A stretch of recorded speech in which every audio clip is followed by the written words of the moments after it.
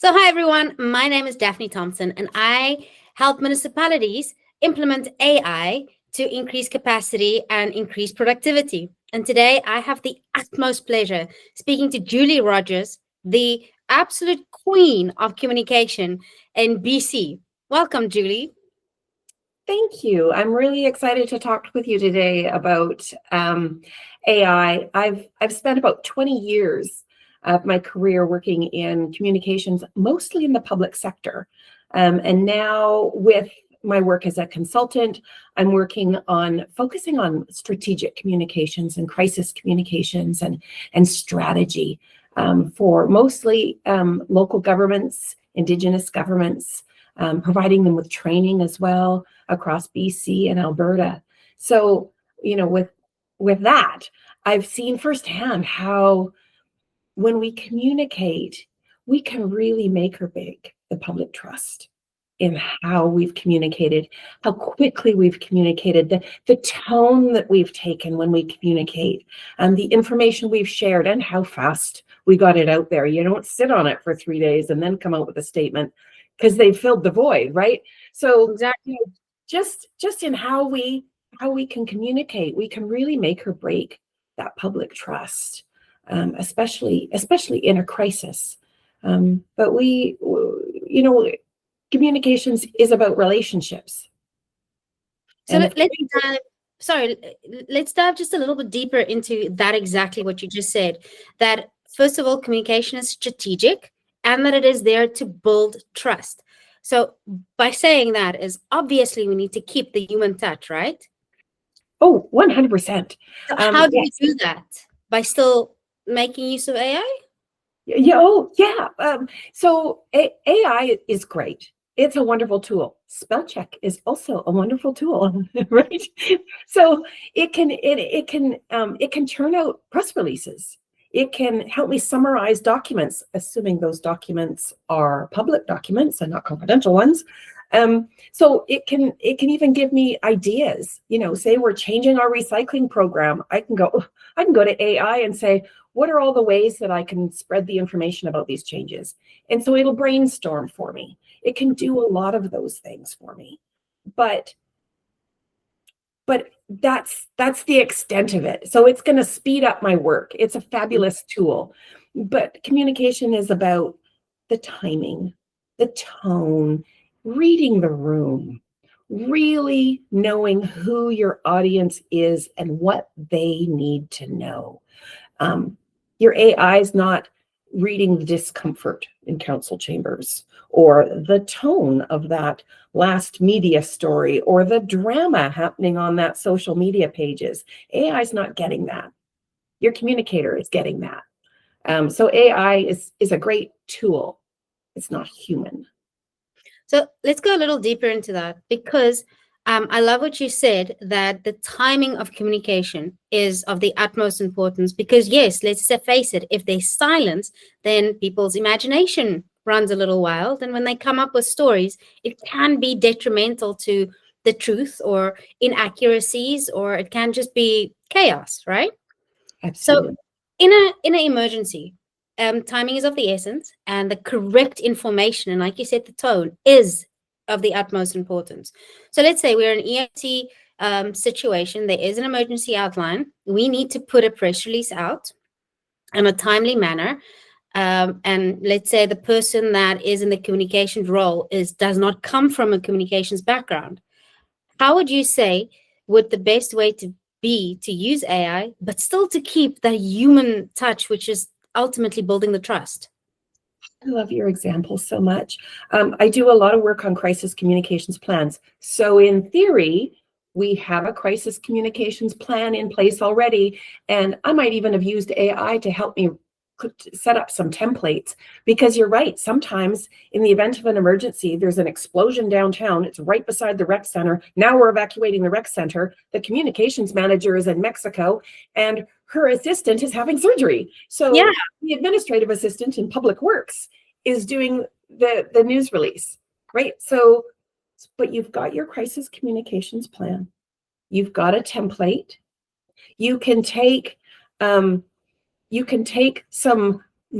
news releases from the last year where there was a fire, there was an emergency, and you can upload those to AI and say, here's what's happening right now.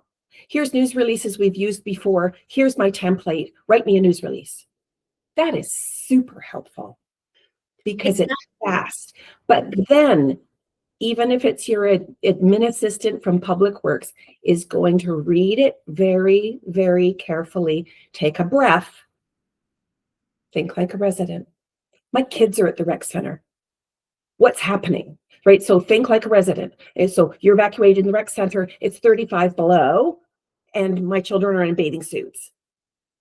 So that's when think like a resident, go through the news release, because AI has done a beautiful job. It is grammatically correct. It even remembered to add a quote from the mayor. Genius. So it's beautiful, but it's not addressing what you know to be true about your community. It's not addressing, what are you doing about my kids? It's not addressing that quote that you put in there from the mayor. Does not sound like him.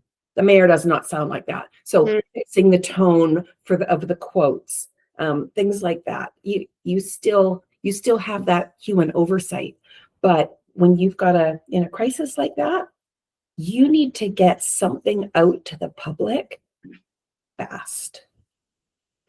I really liked what you said, that AI doesn't read tone. AI doesn't always understand context, and that's where corporate memory it comes in. And if you live in the area, you kind of understand what helps, or what are the things that the community want to hear, what are the things that the community listens out for, or what would actually touch them. But I do have a question for you. So AI works in various prompts. So what do you think would be the result, because AI is consistently upgrading and learning and things like that, if you put them, rewrite this press release from a parent's perspective? Would that assist the communications manager? You could certainly, remember, it might not be the communications manager, it might be that clerk in Public Works. Exactly. So when we start as an organization using AI, we've established an AI policy that clerk knows exactly which tools they're allowed to use and which ones they're not to use. And they've probably had some training, so they've understood the prompts. So when they wrote that news release, they might have, got the news release and then went, I was just thinking about this, and probably this is not going to help the parents. And what about this is happening downtown, and some of the business owners are going to, so I'll go back, rewrite this news release, address the concerns of parents who might have children at the rec center, address the concerns of downtown businesses, emphasize that we don't know the cause of the explosion yet, emphasize that we will report out when the investigation is complete, right? Because if there's an explosion downtown, there's going to be all kinds of speculation on how it was caused, and blame will start immediately. So, while AI was writing my first draft, I thought about all of how could this go terribly wrong? And now I've redone the prompt, and I got another news release. And in this case too, your AI policy probably also says that your CAO has to approve it before it goes out. There's human oversight is written into that policy. So you're covered, and AI helped you write something quickly. I love what you said, that you started touching on policy. And part of the thing that I find is extremely helpful for municipal staff specifically is, let's say we have a bylaw officer. Now, their brains are programmed to write a report in a situational analysis subject. So it's not necessarily accurate, or not accurate, that's the incorrect word. It's not necessarily user-friendly or like that. But I love what you said about the policy, that there's already tone and voice that is hopefully written into it, so that someone that wording doesn't come naturally can make use of that to write the report. And they can keep focusing on the thing that is their strength, like bylaw enforcement, and not necessarily the report writing of it. Or so, how would you suggest we train our staff, or write it into the policy, or even put it in the strategic plan, to make use of AI for these type of situations? Thank you. Yeah, I love your questions, because there's like, oh, yes, also I want to mention. So your communications has established, you have a communications policy, you might have a social media policy, you might have a media relations policy. You will hopefully also have a writing and style guide that talks about the use of plain language, that talks about bullets and headings, that we never use the word stakeholder. We don't use jargon. We don't use these acronyms. We say this term, not that term. That's in your writing and style guide. Upload it. Yes. Your bylaw officer is like, I have to do this report on this thing that happened, and they can just bullets. Here's what happened. Here's the timeline. Upload your writing and style guide, upload your policy, upload your council report template. Tell AI to write your report. Now, read it very carefully. Make sure AI didn't inadvertently misunderstand something you wrote and change any meaning. But you could come up with a really good report and not have to stress over it. I find that if I can just get them to put the information down in bullets, we can get a really good report. Or for some people, they are the opposite. I've worked with people who will take 10 pages of long paragraphs to say something that really should have been like a page and a half. And so we can upload that and say, please put this in plain language, keep it to the point. Here's the writing and style guide. And it can really boil it down, because let's think about, if this is a report that's going to council, they have to read it. They have to understand it. They have to make an important decision based on what you wrote. Let's make sure they can understand it. Exactly. So I love what you said there, that basically what you're talking about is we are creating for example, a co-pilot agent for communications specifically. That can be shared throughout the organization, that is already trained on your communications guideline, on your brand policy, on your manual, everything that you've already done, your strategy. So let's talk just a little bit about that strategy and authenticity. So when you do your communication strategy, keeping AI in mind, how do you keep that authenticity alive, to still ensure that it doesn't sound like we are talking to a press release or a robot? Well, that's where the human oversight is. Your AI is a tool. It is like spell check. It'll give you the first draft. It'll give you some ideas. And then you need to fix it. Then you need to use the correct tone. If it's a news release, you need to make sure it's addressing everything that people need to know. If it's a social media post, you need to make sure, again, it's addressing the right tone. If it's a social media post because there was an explosion downtown, fair. But if it's a social media post on, it's Water Wednesday, and we're going to teach you how to conserve water, you might tell AI to help you out with making something funny, or please add a dad joke, please add a funny pun. That's where the human oversight on giving it the right prompts, the human oversight on knowing the difference between a news release and a Facebook post, and the human oversight on, actually, that's not really funny, but it gave me a great idea. And then write it yourself. Like, sometimes it just needs to get your brain going, because we write the best social media posts. We write the best quote from the mayor for the news release, because we know our audience and we know our speakers. And sometimes you write it yourself. Do you think AI will get to a point where they can intuitively understand sentiment? No, because I know the mayor. The mayor's office is beside mine. I talk to him every day. I could go to AI and say, do a scan of all media interviews with the mayor for the last 5 years, and based on things he said in the past, write me a really good quote on this topic. AI could help me with that. But maybe my mayor gives a terrible interview, and and everything that he said that's been printed in the media has been embarrassing. I'm We not don't get those. We don't actually get those, right? Yeah. We want our people to sound like themselves, but we Yeah. also want them to be providing the information that our audience wants to hear, providing it with the right tone and the right emphasis and the right voice. So that's people. I mean, I don't think AI will ever get to the point where it can replace that. Where it can help with sentiment is with things like surveys, right? We engage the community more and more. It seems every year we engage in the community on more issues, and we're sending out a survey.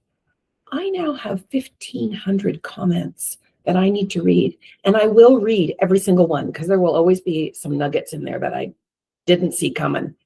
But then I can also take those comments and upload it to AI and say, what are the top 5 issues people have raised in these comments? What is the overall sentiment in these comments? So it can analyze sentiment, and it's not perfect. It's pretty good though. It's pretty good. It doesn't get sarcasm, No. right? No. But it does pick up, like you're saying, and it is a tool. We must emphasize that this is a tool to increase capacity or to help out specifically in smaller communities where they, for example, don't have the budget for a communications manager, where the corporate officer is the communications manager, is the project manager, is everything else in between as well, and the CAO. Both of them just kind of juggle all the roles. I think about that a lot. I think this is because I've been the one person communications person in small communities. I think this is a huge game changer. If you can establish your communications function with your policies, your writing guide, bring somebody in to write your communication strategy with your goals and your objectives and your actions, you've got a good foundation. And now whoever this person is that's going to be managing your communications, you've got a tool that can help them brainstorm communications plan. It can copy edit for them. It can do the first draft of a news release. It can help to lay out the social media calendar for the year. Yeah. Like it can help. You're still going to review it. You still know your community, all of that. But it can really help. So it kind of changes from being the creator to being the editor. Yeah, a little bit. I mean, you're in a sense, you're still the creator because you're the one that thought of the prompts. Yeah, you're the one that went, I need to let the community know that we've gone to stage 3 water restrictions. But there was a report about our water reservoir 3 years ago that's 100 pages. I'm going to get AI to summarize that, and I'm going to create a backgrounder that goes with why we've gone to stage 3 water restrictions. So I'm still know my community. I'm still doing all of that. But AI just summarized a 150-page document into key messages for me. And that's huge because your communications person is putting out that news release. They're creating the social media posts. They might even do a full page ad in the newspaper if you're lucky enough to have one. They're also giving key messages to mayor and council in case they're asked questions in the grocery store. They're also giving a document to the receptionist. So when you get calls about stage 3 water restrictions, you know these kind of calls goes to the CAO, these kinds of calls go to the mayor, right? So you've got all of this stuff to create, and you're the corporate officer. So AI can help with that. You can even, like when you've done the document for the receptionist, add it to AI. This is a document for the receptionist, so she knows how to direct calls. Is there anything I haven't thought of? Exactly. It becomes a brainstorming tool, like you said. It sparks ideas. One thing that I do want to just ask is, a big part of me, I love AI. I totally geek out on it. This is my life. But a thing that does concern me is people are inherently lazy. We know this. We will always try and get the easiest way to do something.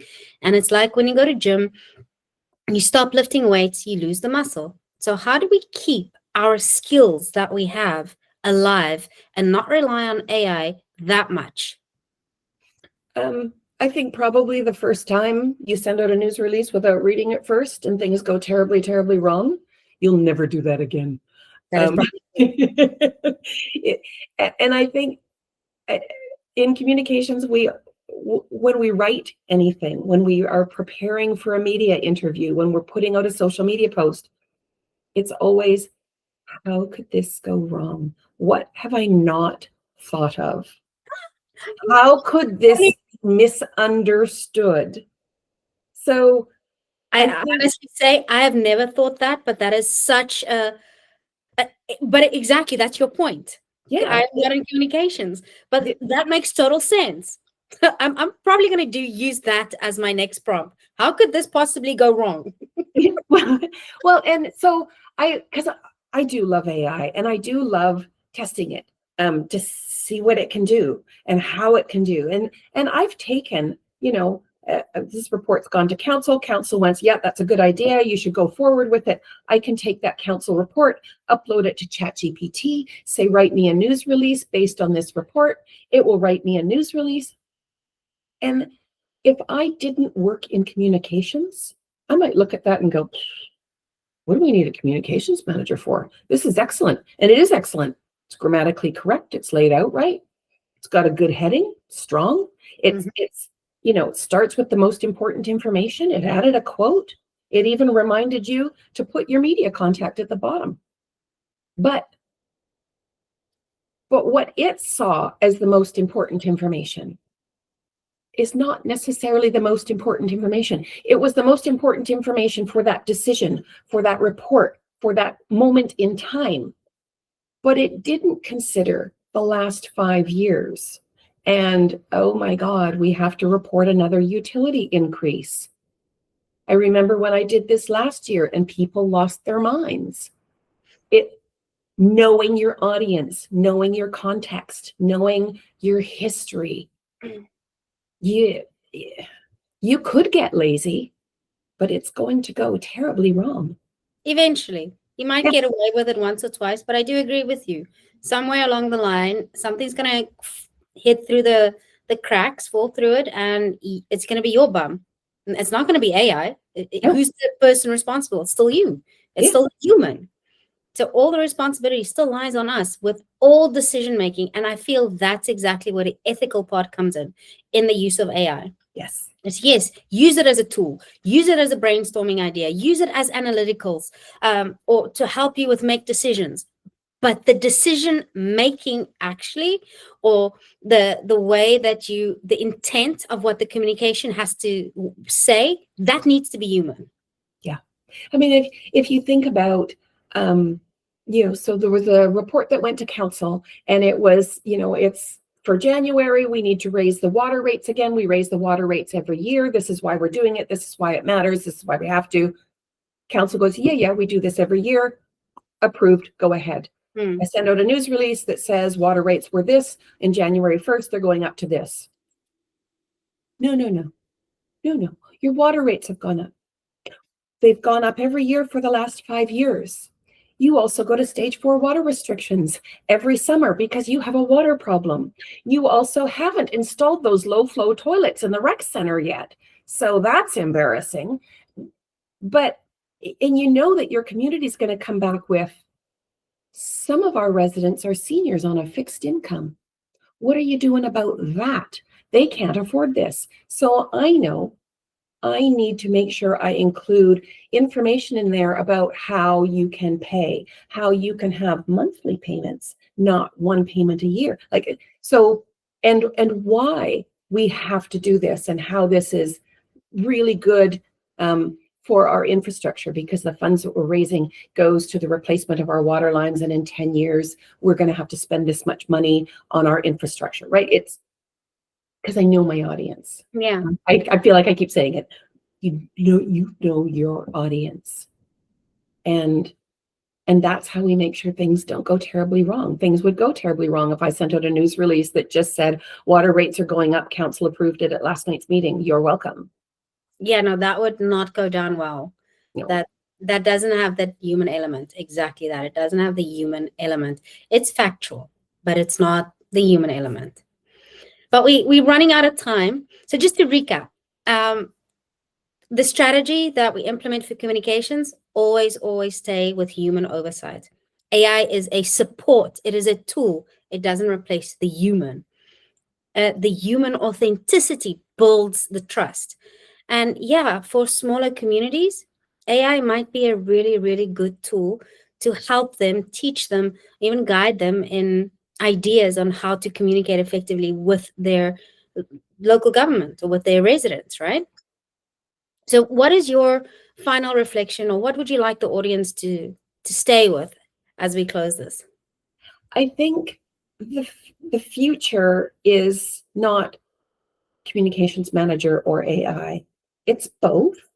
It's because of that human piece. Mm-hmm. It's making sure you have established the foundation, your communications policy, your AI policy, your writing guide, your communications strategy, and then effectively use the AI as a tool. It's like having, I was thinking about this, it's like having an intern that's a great writer.